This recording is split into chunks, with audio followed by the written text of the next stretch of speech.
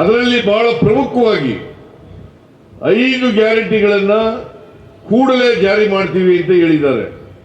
ಅದಕ್ಕೆ ಆ ಗ್ಯಾರಂಟಿ ಪತ್ರಕ್ಕೆ ಮಲ್ಲಿಕಾರ್ಜುನ ಖರ್ಗೆ ಅವರು, ರಾಹುಲ್ ಗಾಂಧಿ ಅವರು ಇಬ್ರು ಕೂಡ ಸೈನ್ ಮಾಡಿದ್ದಾರೆ. ನಮ್ಮ ಮೇಲೆ ವಿಶ್ವಾಸ ಬಂದಿದೆಯಲ್ವಾ? ನಾವು ಕೊಟ್ಟ ಮಾತಿನಲ್ಲಿ ನಡ್ಕೋತೀವಿ ಅಂತ ಅಲ್ವಾ?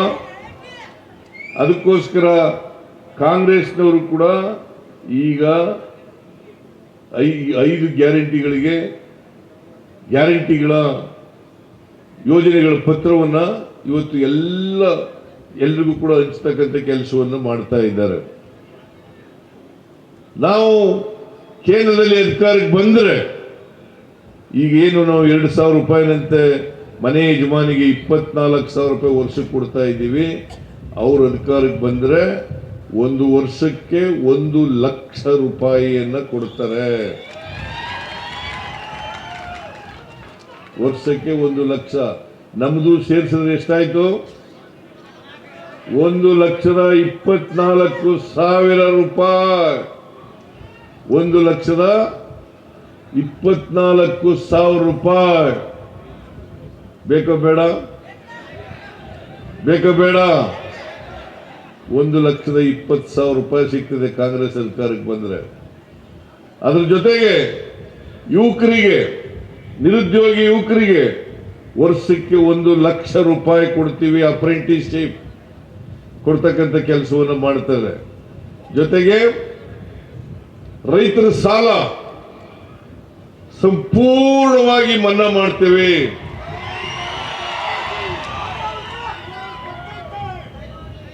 ನಿಮಗೆ ರೈತರ ಸಾಲ ಮನ್ನಾ ಮಾಡಬೇಕಾ ಬೇಡ? ರೈತರ ಸಾಲ ಸಂಪೂರ್ಣ ಮನ್ನಾ ಮಾಡ್ತೀವಿ. ಮನಮೋಹನ್ ಸಿಂಗ್ ರವರು ಇರುವಾಗ ರೈತರ ಸಾಲ 72,000 ಕೋಟಿ ರೂಪಾಯಿಗಳನ್ನು ಮನ್ನಾ ಮಾಡಿದ್ರು. ಎಷ್ಟು ಮನ್ನಾ ಮಾಡಿದ್ರು? 72,000 ಕೋಟಿ.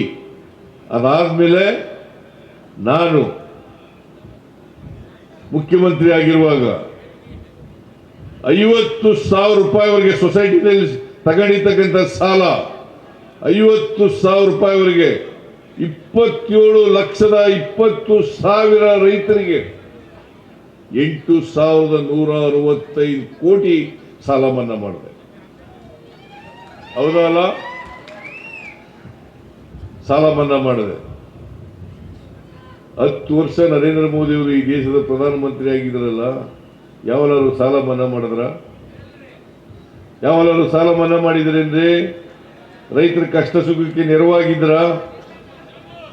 ರೈತರು ಬೆಳೆದಂತ ಬೆಳೆಗಳಿಗೆ ನ್ಯಾಯಯುತವಾದಂತ ಬೆಲೆ ಕೊಟ್ರ?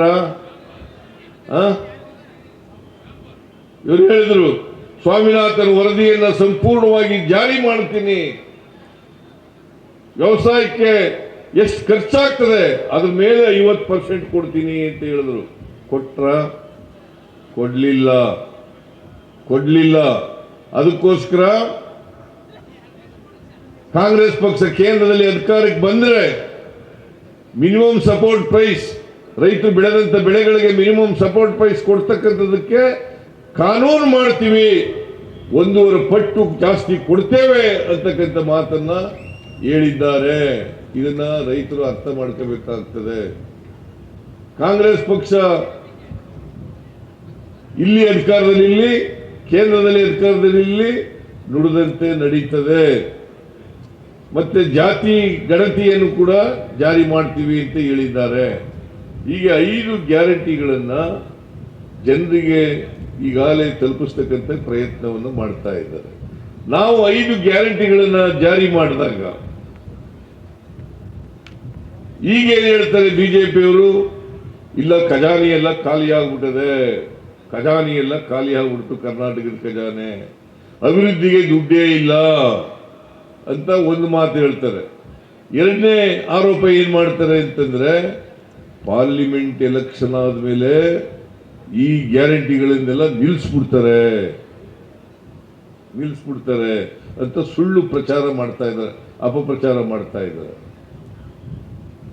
ನಾನು ಹೇಳ್ತೀನಿ, ಈ 5 ಗ್ಯಾರಂಟಿಗಳನ್ನು ಜಾರಿ ಮಾಡಿ ಯಾವ ಅಭಿವೃದ್ಧಿ ಕೆಲಸಗಳು ಕೂಡ ನಿಂತಿಲ್ಲ.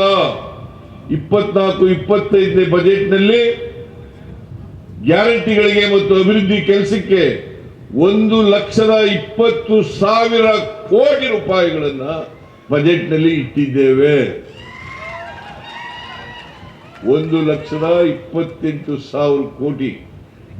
ಗ್ಯಾರಂಟಿ ಯೋಜನೆಗಳಿಗೆ 52,009 ಕೋಟಿ ಮತ್ತು ಡೆವಲಪ್ಮೆಂಟ್ ಬೇರೆ ಅಭಿವೃದ್ಧಿ ಕೆಲಸಗಳಿಗೆ 68,000 ಕೋಟಿ ರೂಪಾಯಿಯನ್ನು ಇಟ್ಟಿದ್ದೇವೆ. ನಾನು ಹೇಳ್ತೀನಿ ಅಶೋಕನಿಗೆ ಮತ್ತು ಬಸವರಾಜ ಬೊಮ್ಮಾಯಿಗೆ, ಯಡಿಯೂರಪ್ಪನವರಿಗೆ, ವಿಜಯೇಂದ್ರನಿಗೆ ಹೇಳ್ತೀನಿ, ಯಾವ ಕಾರಣಕ್ಕೂ ನಾವು ಅಧಿಕಾರದಲ್ಲಿ ಇರೋವರೆಗೆ ಈ ಗ್ಯಾರಂಟಿ ಯೋಜನೆಗಳನ್ನು ನಿಲ್ಲಿಸಲ್ಲ. ಎಲ್ಲ ಗ್ಯಾರಂಟಿ ಯೋಜನೆಗಳು ಕೂಡ ಜಾಸ್ತಿ. ಮಧ್ಯವರ್ತಿಗಳಿದ್ದಾರೆ. ಈಗ ಮಧ್ಯವರ್ತಿಗಳು ಯಾರಾದರೂ ಗ್ಯಾರಂಟಿ ಯೋಜನೆಗಳು ನಿಮ್ಮ ಅಕೌಂಟ್ಗೆ ನೇರವಾಗಿ ದುಡ್ಡು ಕೊಡ್ತಾ ಇರೋದ್ರಿಂದ ಒಂದು ತಿಂಗಳಿಗೆ 4,000-5,000 ರೂಪಾಯಿಯನ್ನ ಕೊಡ್ತಾ ಇದ್ದೀವಿ. 4,000-5,000 ರೂಪಾಯಿ ಯಾವನಾದ್ರು ಬಿಜೆಪಿ ಅವರು ಕೊಟ್ಟಿದ್ರ ಹೇಳಿ ನೋಡೋಣ. ಕೊಟ್ಟಿದ್ರ? ಈಗ ನರೇಂದ್ರ ಮೋದಿ ಅವರು ಹತಾಶರಾಗ್ಬಿಟ್ಟಿದ್ದಾರೆ. ಯಾಕಂತಂದ್ರೆ ಈ ಮೊದಲನೇ ಹಂತದ ಚುನಾವಣೆ ನಡೆಯಿತು. 102 ಸ್ಥಾನಗಳಿಗೆ ಚುನಾವಣೆ ನಡೆಯಿತು. ಅದರಲ್ಲಿ ಕಮ್ಮಿ ಗೆಲ್ತೀವಿ ಅಂತ ಅವ್ರಿಗೆ ಗೊತ್ತಾಗ್ಬಿಟ್ಟಿದೆ ಬಿಜೆಪಿ ಅವರಿಗೆ. ಸೊ ಅದಕ್ಕಾಗಿ ಹತಾಶರಾಗಿ ಬಾಯಿ ಬಂದಾಗ ಮಾತಾಡ್ತಾ ಇದ್ದಾರೆ. ಬಾಯಿ ಬಂದಾಗೆ ಮಾತಾಡ್ತಾರೆ. ಒಂದು ಸುಳ್ಳು ಏನು ಹೇಳ್ತಾ ಇದ್ದಾರೆ ಅಂತಂದ್ರೆ, ಕಾಂಗ್ರೆಸ್ನವರು ಹಿಂದುಳಿದ ಜಾತಿಯವರಿಗೆ, ಹಿಂದುಳಿದ ವರ್ಗದವರಿಗೆ ಕೊಟ್ಟಿರ್ತಕ್ಕಂಥ ಮೀಸಲಾತಿಯನ್ನ ಕಸಿದು ಮುಸ್ಲಿಮರಿಗೆ ಕೊಟ್ಬಿಡ್ತಾರೆ ಅಂತ ಹೇಳ್ತಾ ಇದ್ದಾರೆ. ಬಹುಶಃ ಸಂವಿಧಾನ ಗೊತ್ತಿದೆಯೇನೋ ಗೊತ್ತಿಲ್ಲ ಅವರಿಗೆ. ನನಗೆ ನರೇಂದ್ರ ಮೋದಿ ಅವರಿಗೆ ಸಂವಿಧಾನ ಗೊತ್ತಿದೆಯೇನೋ ಗೊತ್ತಿಲ್ಲ.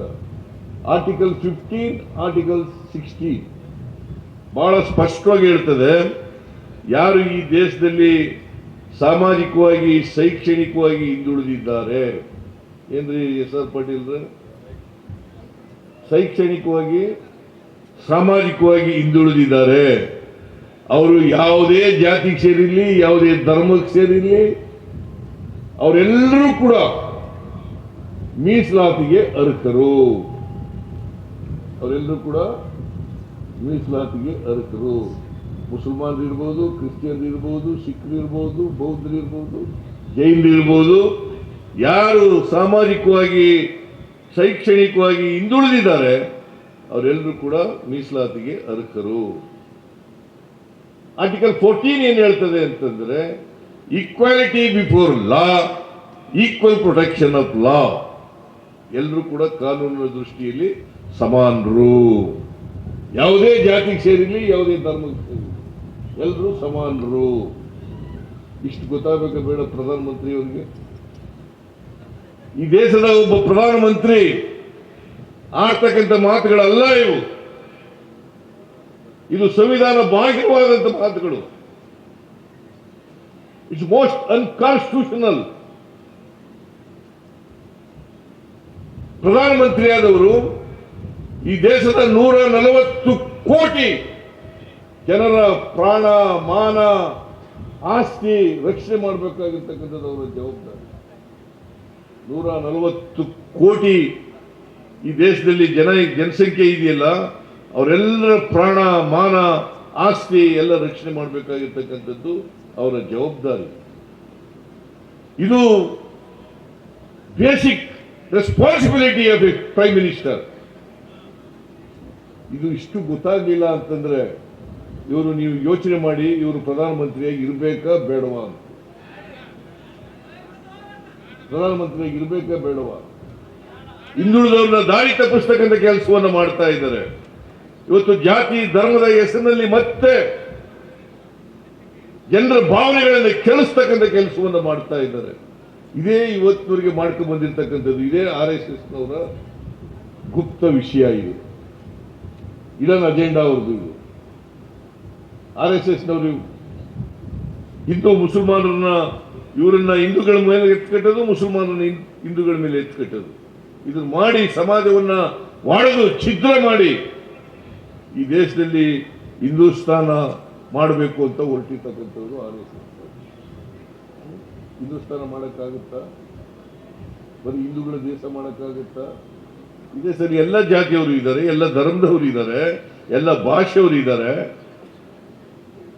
ಅದಕ್ಕೋಸ್ಕರನೇ ಬಾಬಾ ಸಾಹೇಬ್ ಅಂಬೇಡ್ಕರ್ ನಮ್ಮ ಸಂವಿಧಾನ ಕೊಟ್ಟಾಗ